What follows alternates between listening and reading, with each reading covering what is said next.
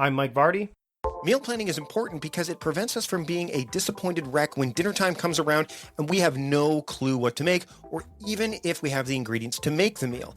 It's a time and a money saver, but most importantly, it frees up valuable brain space. Creating a meal plan prepares us for the week to come and gives us peace of mind that we're organized and can feed ourselves and our family. That's why I do it, and that's why Plan to Eat helps me do it. Your subscription includes access to the Plan to Eat website and fully featured mobile apps on iOS and Android. And Plan to Eat gives you the tools to clip and organize recipes from any website, the ones your family loves and that fit your dietary preferences and needs. And you can create a meal plan around your schedule. Then what happens is the Plan to Eat software automatically creates an organized shopping list based on your plan. So sign up for your free trial at plantoeat.com/timecrafting. That's plantoeat.com/timecrafting. The coupon will be automatically applied to your account and can be used when you're ready to subscribe. It's valid for new customers only. Give Plan to Eat a try today. And this is the Productivityist Podcast.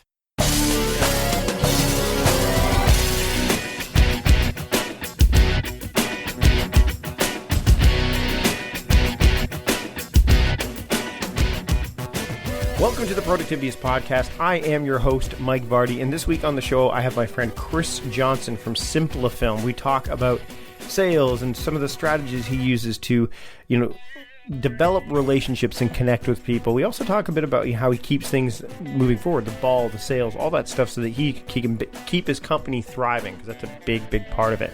Now, you're, as a general public podcast listener, you're getting a portion of the interview. 2/3 of it, I would say. If you want to know how to get the rest of it, join me at the end of the interview and I'll explain how you can do that. And also share a special holiday message, because this episode, of course, is coming out 1 week before what many people celebrate, Christmas. So, but right now we're just going to celebrate the fact that you've got another episode here and a great guest in Chris Johnson. Here we are talking productivity, sales, and so much more on the Productivityist Podcast. Enjoy. I would like to welcome my friend Chris Johnson to the show. Chris, how you doing? Never better. Thanks for asking. Awesome. Now, you've got like a lot going on in your life. The first time we met at the World Domination Summit, year one. Yes. We're pioneers. Although you've not gone back. Have you gone every year since? No. Every year but one. I've been to 4 out of the 5, right, I think. Right. You didn't go this year, I think, right? Right. I went last year. No, I went this year. You did go this year. That's right. We hung out this year. I know, but you're in Portland anyway. So, I mean, I can't. Okay. Yeah, I think it was 2012 or 13 that I didn't go, one of those 2 years. Okay. I don't remember. I'd have to think about it. But I think year 2 is the year that I missed, and I've been to every other one. Right. And we were talking about, oddly, and this, people who listen to the show before know that I've got a background in comedy. But that's what we talked about. We talked about stand-up and how you said, "Oh, you should come down and do a set sometime." And I'm like, and it was one of those things where I'm like, man, I'm trying to get away from that. But I didn't know you well enough to say, well, I'm trying to get away from that. So you've done stand-up since. Like, I want to get into what we're really here to talk about, which is like sales and being productive and how you can combine those two. But let's get a little bit deeper on this. So you've done stand-up. Yeah, I'm a bad stand-up comedian, and I've done a number of open mic sets, and I've gone around and I have about 20 minutes of polished material when I'm rehearsed, which is a lot if you know the business at all. It's more than most open mic guys have, and I've intermittently enjoyed giving it a crack, and I did it mostly so I can become a better presenter. I didn't do it because I had aspirations of going on Last Comic Standing. I did it because I went to an open mic night on a date, and I thought I was better than all these guys, and I figured I'd get up there and give it a shot. Well, one of the things that you're better at than a lot of people out there is sales. You're good at this stuff. And I want to talk a little. We've talked about this before in terms of how you approach, your productivity methodology and what you use to kind of help you in terms of just keeping tabs with what you've got going on. So why don't you tell people a little bit about, your company, Simplifilm, as well as what what one of the first things that people need to know about selling. Sure. The first thing you need to know about selling is it's not about your performance in this particular at-bat. A lot of people think, you're going to be winning every at-bat if you're a great salesperson, and you can definitely increase your chances in any individual at-bat. But what it really is about winning the day.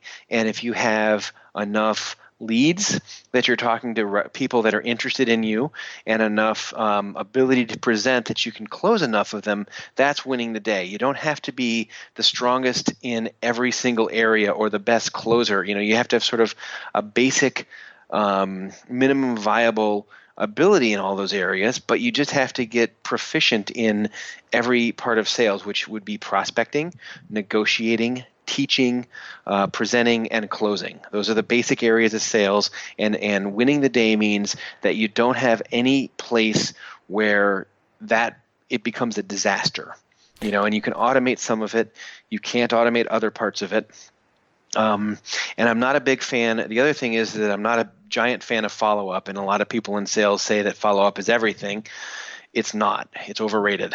Wow. Can you go first off? Let's Simplifilm, because I want to make sure we touch on this, because when I first saw what you did for Simplifilm, I saw that 2 years later, I believe it was, at New Media Expo, when I was blown away because you showed me, I think it was Seth Godin's trailer. I think that's what it was. So tell me a little bit about what Simplifilm does, as well as, I mean, when I say Seth Godin's trailer, let our listeners know a little bit about what I mean by that in particular. So our company does high-end product demo videos and book trailers for startups, Fortune 500 companies, enterprise companies, and tech firms. And our difference is that we're focused on B2B, where we do business books only. We do businesses that sell to other businesses almost exclusively, not quite exclusively, but that's 90%, 95% of our output. And we've been at this for 5 years, which is longer than almost every video production company has been around. So that's the overview of our business. And we've had the great fortune to be referred and recommended to work with people like Brad Feld or Ariana Huffington or Seth Godin, as you mentioned, or Robert Greene or Ryan Holiday. I could go on, but I think you guys, Mark Echo, I think you guys get the gist. Over the 5 years that we've been in business, and we are always pretty busy. We haven't ever had a downtime where we don't have any work going on, and we've hung in there and changed the company. And this year we kind of remade it in my image as I bought my partner out last fall. So I want to dive back into the idea of the fact that your company has specific areas of focus. Like it's not super niche, but it's niche enough. Like, how important is it for you to have that kind of level of intentional focus on this stuff versus, say, we're a video production company? Sure. Early on, it's not particularly important. You just need to get work from anybody that if you're a new business, it's not that important. When you're established, you figure out what's profitable and pleasurable, and you always keep, we have a log of the best of all projects that we've ever done in our history. And I made this about 4 months ago, and all of the projects that were pleasurable to do and profitable were in the business to business niche. So we decided to work in this niche more intentionally, because that's where the fun and money was. And I think that's the key, is a lot of people, they chase the money, but they forget about the fun part. Or the other way around. Or the other way around, yeah. Or, one of the things that I'm proud of is that all of the people that we mentioned did paid projects for us, okay? A lot of our competition will be beating down the door to do a video for an author like Seth Godin, and will be competing with us for free. They'll be saying, I'll do this for you for free, Seth, just for exposure. And we wouldn't do that, because that's not, A, fair to other people, and B, it's not fair to our company, and C, there's no need to do it. So we charge everybody under every circumstance to do every piece of work that we ever do without any exceptions. And we do it because we're reliable. And so if you're reliable, if your focus is on reliability first, then you'll be able to work with VIPs, because that's what they want. You want somebody that's going to get their stuff done for you, and that's what you have to sell them. This will be done, this will be handled, this will cost this much money, and if you want to work with us, great. If not, no worries. Mm-hmm. One of the things I remember when we first started chatting is you told me about the board that you had, where you had different people that you definitely wanted to target. Do you remember this conversation? Yep. I do, and I still use that board. And it's a 10 people. It's a 10-10-10 board. There's a whole post over on the Fizzle community about it. But it's 10 people, 10 companies, and 10 projects that I want to work with. And I focus my networking efforts as much as is practical on those 10 different things. And the projects would be something like a broadcast TV national spot, which we still haven't done. We've done 2 TV spots. None of them have gone broadcast national yet.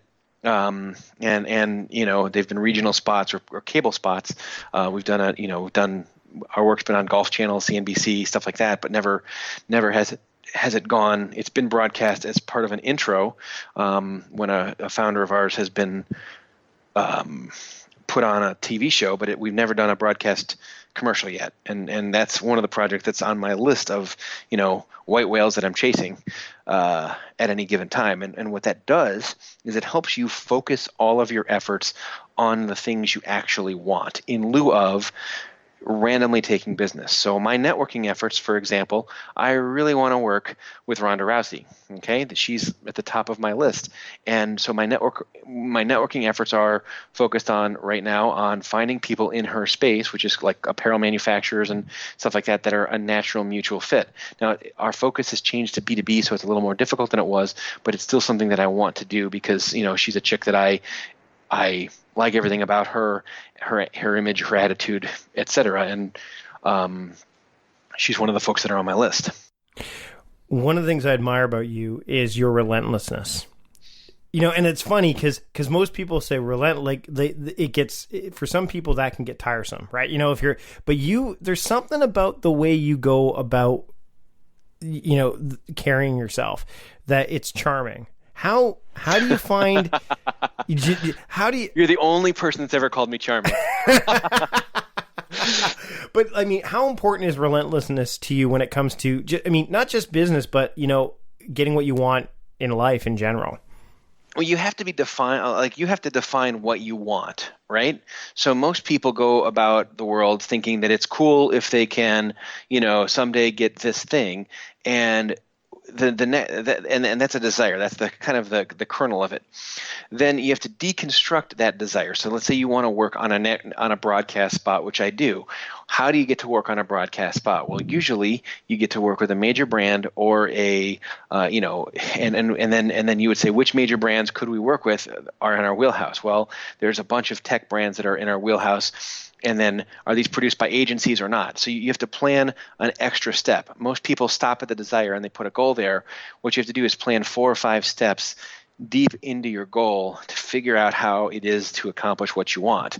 And right now I'm working on fitness, and I've changed my diet radically over the last 3 weeks, and I'm doing everything that I can to achieve something in that area, which has been difficult for me, to be honest. I've always been strong and athletic. What I haven't done is control my weight, and now I'm working as hard as I can on that. So, how important is it to make sure that when you're looking at all the things that you have going on, that you don't spin too many plates at once?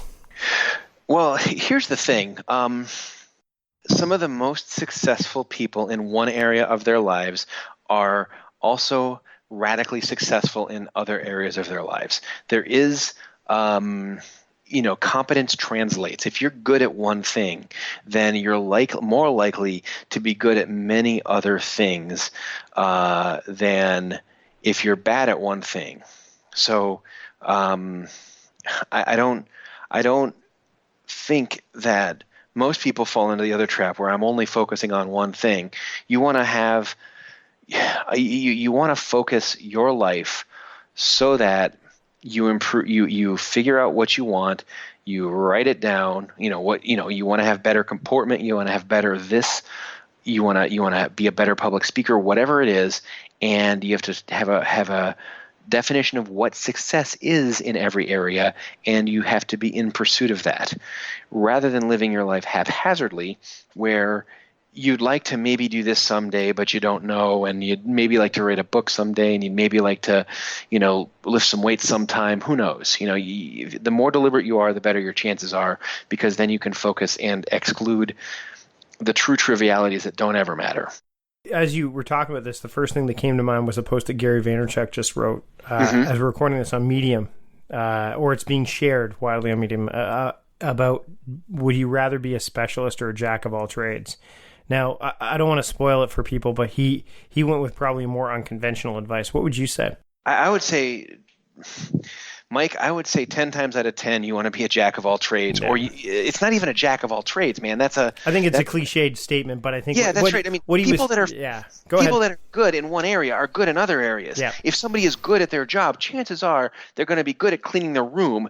Chances are they're going to be good at raising their kids. Competence translates, and the more mastery you have in one area, the more effortless performance becomes in that area, and the more time you can spend on areas that you're not excelling at. So this don't get burnt out is crap advice, because most people are not operating at capacity. Most people are look, making one phone call in a day is not hustle, right? You have to do 10 times what you think is normal if you're trying to achieve something somewhere. And the reason we talk about stand-up comedy, the reason that I did it was because I wanted to feel that fear. I have bombed in a room, and people that were there to see comedy did not laugh at my jokes, did not find me attractive, charming, or funny, did not get a single laugh in a 3-minute set. And that is an eternity, and I've been there, man. Right. And I'm alive, and I'm talking to you, and I got kids that love me, and I got a business that's growing, and none of it matters. It feels like an eternity when you're up there. But now that I can do that, I'm like, I had utter failure, like I didn't get booed off the stage quite, but it wasn't far off, It was like, hey, the Louis C.K. line, hey guys, we're eating here, go away. It was kind of like that. Worked out. I'm kind of the mindset of the same thing where and Gary Vaynerchuk talks about, like, he doesn't want you to work too hard on acknowledge your weaknesses. That doesn't mean don't do anything other than what you're really strong at. Just acknowledge them. You've got a team that's working with you at Simplifilm. I do. How do you keep them, because you've got that vision, you got the 10-10-10 lineup that's going on. How do you keep them kind of aligned with, because it's your vision at this point. Sure. Right? So how do you keep them kind of going along with what you've got in mind for what Simplifilm is and what it's going to be? Well, first of all, you can't dictate it. You have to guide it. Mm-hmm. So, I can't say Simplifilm is going to be this or it's going to be that. We're going to work based on the opportunities that we have. So, I don't know. I don't know exactly. We can steer it, point it in a direction, and see where it gets. And if there's too much resistance in a particular direction, we can pivot. But you can't just say, hey, we're going to be this, and make it so by twinkling your nose. It just doesn't work that way. You have to say, hey, this is what we have. This will keep us as a viable business. This is what we're working towards. And you have to be open and honest with everybody on the team about the whole situation, the whole picture of the business. If you were to train somebody in sales, like today, like say, well, you and I have talked about this before. You've been, right. I've been going to you and saying, hey, what did I do right here? What did I do wrong here? And right. you've been, again, relentless. and again, there's an appreciation factor there, obviously, and I want to thank you for that, because there's some stuff that I've talked to you about. I'm like, hey, what do you think? You're like, nope, wrong. I'm like, oh, okay. Good. Elaborate, if you will. So tell me, if someone is going to try to, like, they come to you and say, hey, I want to become I want to learn how to sell. Sure. What's the first thing that you're gonna help them with? Pricing is communicating. Pricing is everything. All right. So, for example, you are a coach, mm-hmm. and you might say at some point in your journey, well, I'm not cheap. And that would be the wrong way to present pricing, because you always want to say, for the impact that I have, I'm a bargain. And, it's only $2,000 to work with me for a month right now. And when you do, you're going to be 25% more effective if you follow my methods. That's a different that's a different proposition than because most sellers don't sell. They sell the process, and nobody wants to hire you, Mike Vardy, as a coach. Nobody wants that. They're not doing it for the benefit of hiring you, Mike Vardy. What they're doing is they're trying to get a result, which you deliver an awesome job of. They're trying to become more productive, better suited, better organized. They're trying to have more time with their family. You are a means to that end. And most people say, you want a video? Here's what a video costs, and here's what you get with the video. Here's the process that you're going to go through. Nobody cares about that. They want new customers. They want to be able to reduce the sales cycle. They want to be positioned as good as one of their competitors. They want, one of their competitors has a polished video. They don't. They want to get to par. You have to figure out what the person is actually buying early in the process and work with them to sell them that. That's the core of everything. Instead of being centered around your ego and yourself, you want to center all of your information around what the customer actually wants. When you do that, you can raise your prices to infinity and beyond very quickly and you're going to deliver a higher value because you're in alignment with your customers, which is critical. It's funny. One of the things I've been doing lately is when you watch TV shows on demand, right? You can't fast forward through the commercials. And I was watching some commercials, and I watched, that Matthew McConaughey commercial where he's driving the Lincoln Navigator. Yes. And I'm like, this commercial is not about the car, but it's totally about the car. Like it's the feeling that you get. Like I'll be able to ponder life like Matthew McConaughey. I'll have the freedom to do this kind of thing if I have this vehicle. If I have this vehicle, I'll have an 2,700 square foot bedroom. I will have chiseled abs. I will have custom designed. I will have custom designed tuxedos that I put on with cufflinks that I can have close up shots on. I'll have a camera crew following me around. Yeah, which is the same thing that McDonald's promises in another manner of speaking, because not the chiseled abs and all that stuff, but it's like if you buy our food, you will be happy. Yeah, no. It's funny when you watch now that and I find this fascinating now that you can fast forward through commercials, and that's what I was doing. Now I'm watching them a little bit more. It's because you're right. I've had an issue with pricing in terms of, in my products, because I'm like, and I was talking to Tim Grahl about this. You know who Tim Grahl is, right? Of course. Yeah. So Tim and I were talking about this actually today, and he said, no one sees your stuff more than you. And so you're obviously going to look at it from that lens of, I see this all the time. Whereas this other person out there may not even know that you offer products or services. And not only that, but they may perceive you in a completely different way than you perceive yourself, because you already have that stuff. You already are that productive. You already are that, whatever it is that you're offering. Right. And so it takes, I guess one of the things is, how do you step back? How do you remove that ego from the, how do you say, okay, you know what, I'm going to move back and start to position how I'm doing these things in a way that's going to show people what the value is by removing myself from the equation. That's a challenging thing to do. Mm-hmm. And it's also where everything, it's where all of the magic happens, because if you are the star, okay, as a coach, as a consultant, as a video producer, whatever you sell, you are throttling your client's success. If they are the star, then they won't need increased access because they can be served with products. They won't need increased anything because they don't have to be.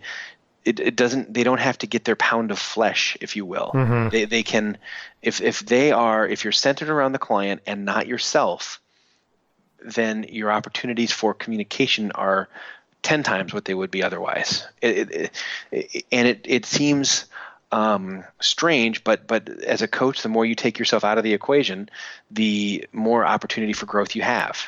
As a consultant, as a service provider of any type, really. It's people don't want to learn about, if you want to have a foundation built on your house, they don't want to learn about everything. They want to be informed and see that it's going right, and they don't want to lecture about how the project is going. They just want to know that it's getting handled professionally. Mm-hmm. Mm-hmm. So let's dive a little bit into the productivity practices now. So how do you, and you don't believe in follow-up, But how do you keep track of those people that you've contacted? Like, how do you, is it something you concern yourself with, or is there something that you have in place that allows you to kind of just monitor it? So yeah, here's the deal. Your goal as a seller is not to avoid a no, it's to get to a yes. All right. And one of the things my coach, Kevin Nations, taught me was that there are two answers in sales. It's a hell yes or a hell no. And a not right now is not a real answer. Okay? So that's a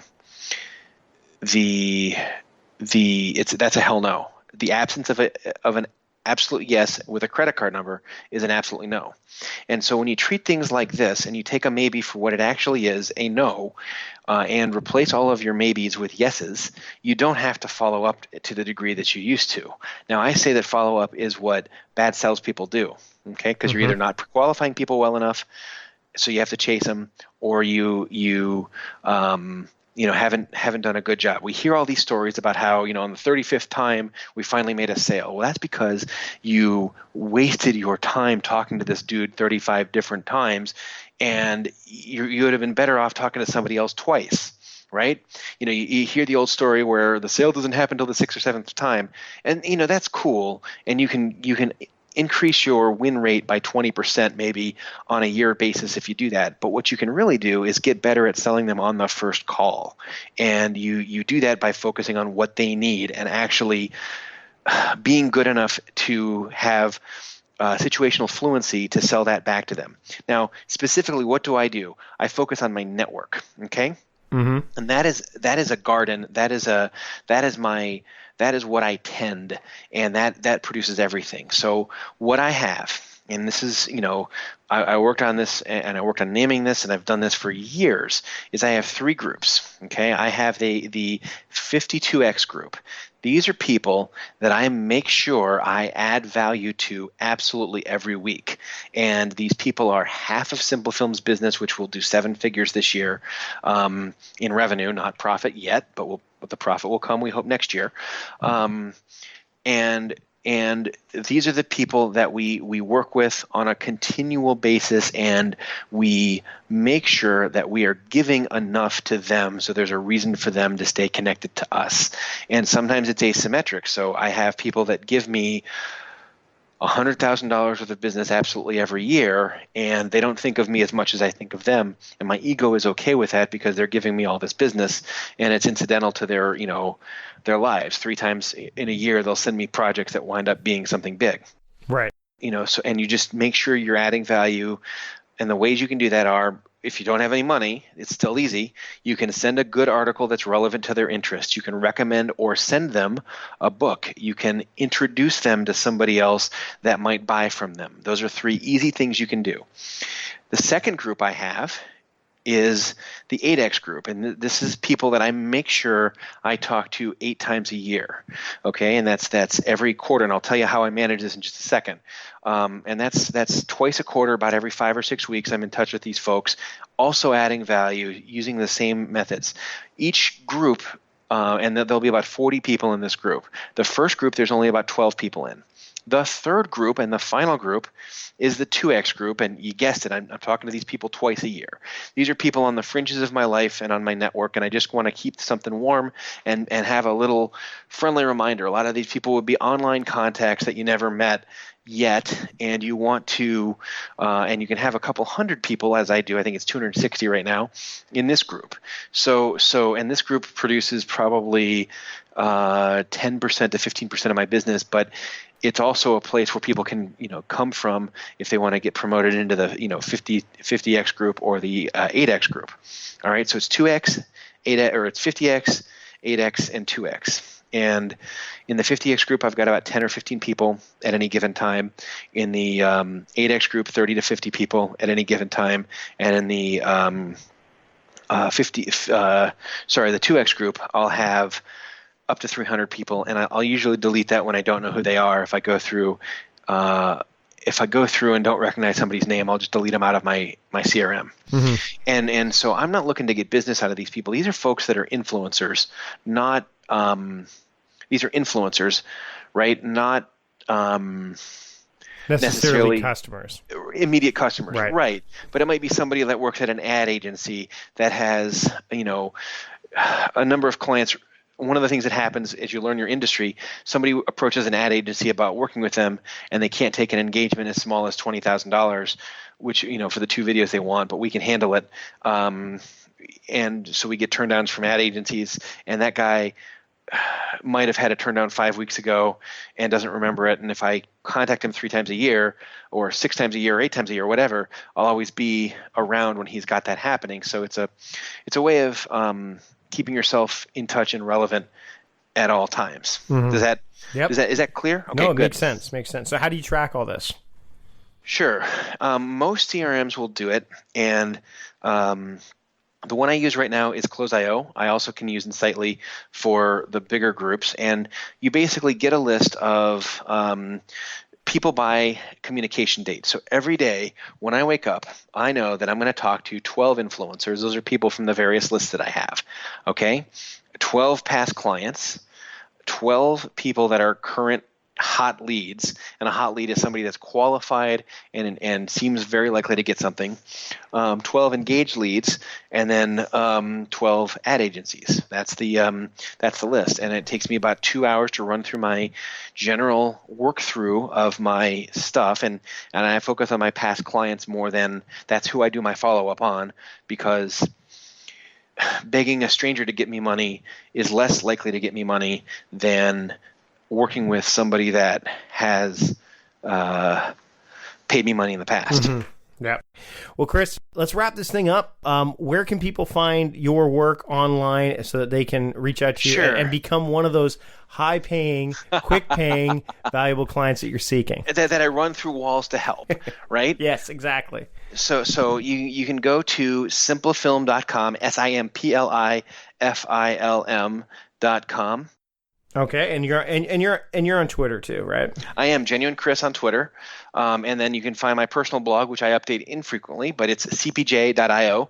Christopher Patrick Johnson is my given name, and so cpj.io is my short little blog, and it'll have some of this stuff where where you can learn about how I'm trying to live my life and how I'm trying to get better in a multitude of areas at the same time. And I appreciate, by the way, the mentions on the blog as well. That's really cool. I'm glad that I've been able. You've influenced me a lot, so I'm glad that I've been able to do that in a small way as well. So, all right, Chris, thanks so much for joining me this week on the show, and everyone else, we will see you next time. Big thanks to Chris for joining me this week on the show. Of course, you can check out all the show notes, links, and everything over at the Productivityist website, productivityist.com. Just look at the most recent entry. If you're listening to this on the day it's launched, it will be there. If not, just search the podcast category and you'll see it right there as well.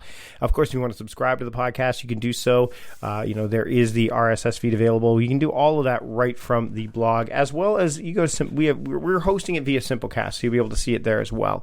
As for the full meal deal, if you want to get more out of the Productivityist podcast, if you want to hear more of me every single week, then what you want to do is go to patreon.com/productivityist. You will then become a patron as soon as you pledge whatever level of monetary support you can, from $1 all the way up to $50, even $100.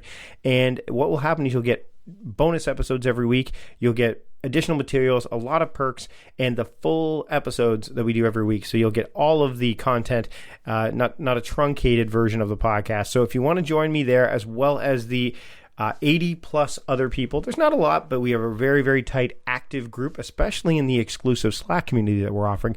Head over to patreon.com/productivityist and join us there. Won't you? Now's the time of year to do it. I mean, you want to level up going into next year. That's what you want to do is you want to be part of a community that's going to help you do that. And the Patreon community that we've built for the Productivity podcast will definitely help you do that. That's it for this week. Until next week, I am your host, Mike Vardy, the founder of Productivityist, productivity strategist, and host of this very show, reminding you to stop guessing and start going.